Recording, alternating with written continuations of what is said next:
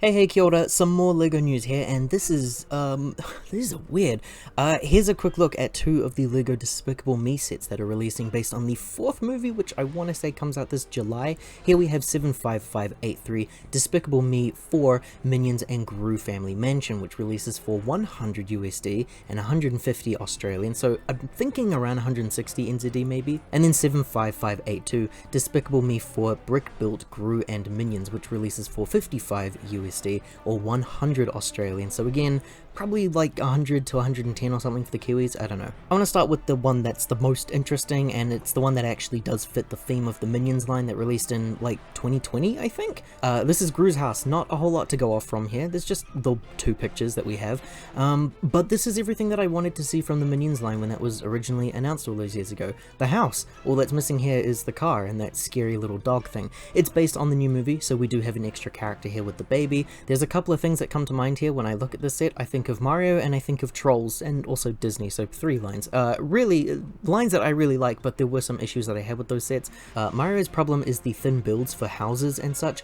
I get the feeling here that this is going to have an exposed back like the Up House did, which is a set that I really do like, but it's a set where the size of the house and the exposed back was a pretty big issue for me. The interior space could fix this, depending on what rooms they've chosen here, but there is quite a lot to choose from, right? Like there's a lab, the main living space with all the traps and such, the girls' room. It seems pretty small for what I'm wanting it to have, but it being small also does keep the price down. As for Trolls, I just don't really like these weird side builds that, while overall make a bigger scene, they take away from the scale of the main object here. The little treehouse is neat and all, and the hangout spot is cool too, but these build methods really feel like the LEGO Friends and Elves smaller based sets. Those pieces probably could have been used to make the Spy vs Spy looking car or something. Anyway, the minifigures are the real draw here, obviously, and I'm 50-50 on them. For starters, thankfully we have the family, an adult version of Gru, and he looks really weird, Kristen Wiig's character, who also looks really weird, and the girls, who I think are fine, but I have really big issues with them that might annoy some people. A really great expression used for Margot. I think she's pretty much perfect. She's easily the best looking one.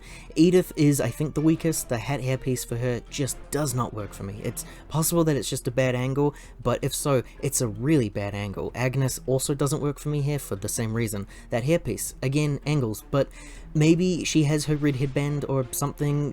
The ponytail piece just doesn't work. I was also really curious to see what legs were used for the girls here, because I don't think they should be the same scale, but it really looks like they used the same leg pieces as each other. That's just... Let's talk about the elephant in the room here. Gru, it doesn't work. It doesn't translate. I believe I'm in the minority opinion here, but one of the key principles of animation is exaggeration. Animated characters are appealing to watch because of those exaggerated features. LEGO don't achieve those features when it comes to humanoid characters intentionally, I believe is what everyone has said, and that's what I've heard. Again, I'm in the minority on this one. They needed a molded head. Why would you introduce Pinocchio if you weren't going to continue with this weird little nose thing? Also, way to mess up the proportions, which again is the most defining thing about Gru. LEGO have already made the perfect body mold with the Troll sets and the Sonic sets with Eggman. Gru should have been super easy to make. The regular head, it's something that I could accept and I could overlook that. The body isn't. He just looks like Uncle Fester. Lucy, again, a poor translation, sorry, the lack of those animated features, and the hairpiece, it's just way off. Now as for the Minions, these guys are really weird as well. I've said that a lot in this video. They reuse the same body molds that were introduced in the last theme's release, but they've all got new prints on them that I have to assume are accurate to the movie somehow, and they're really bizarre, and that's what makes them interesting to me. The first Minion here looks like he's got a camera or something on his head. You can see that they wear like a ski mask or something. The next Minion is this big thing. The texture is different though, so it's really intriguing to me because I just want to know why he looks like this. A massive body mold, it's different from the Otto figure that was released in the past waves. And then the last Minion here has these stretchy arms, which are from Mrs. Incredible and Miss Marvel.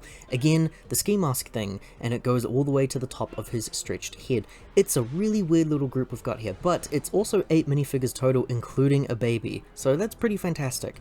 And then we have this brick-built set of Gru and the Minions. I'm, again, a little 50-50 on this. I love the brick-built Minion set from the last release so much. It genuinely might be one of my favorite sets for kids movies. These look like creator builds to me. That's not a bad thing. It just doesn't really sell me on the set. I think the size difference here is kind of what ruins it for me. It makes them too close to minifigures, and I would rather just get the actual playset that has the minifigures. Stickers for the face details, that's insane. I get it, but come on, man. 4 minions is really cool. You can move them around. I think you move one of the ones at the end and then the whole group does like a little performance or something. And Gru here, yeah, he looks scary. You know, sure, it's a really hard thing to translate shape-wise. They tried, but I still see Gru, and you do too. It's just a little scary and kind of funny. This also sours me though on the minifigures because they clearly know enough about his design to know that he should look like this for the brick-built version, but the minifigure one can just be the same as the kid version of Gru from the Minion set. Like, Gru is supposed to be in his late 40s or early 50s apparently. In Minions 2 he was like 11, so why do both of these figures use the same body molds? Yeah, look, these are weird, and I really love weird LEGO sets. I live for weird LEGO sets. I want to see this theme succeed because I really loved the Minions theme so much, despite not really being big on those movies. I think this world is a really great choice for LEGO sets because I just think that those designs could be perfect here, but from these images, I'm not sold on these right away. That's just me though. Let me know what you think down below. If you liked this little news video, liking this video and subscribing to the channel does help to support us in making more videos like this one. Ka kite anō, and I hope to see you in the next video.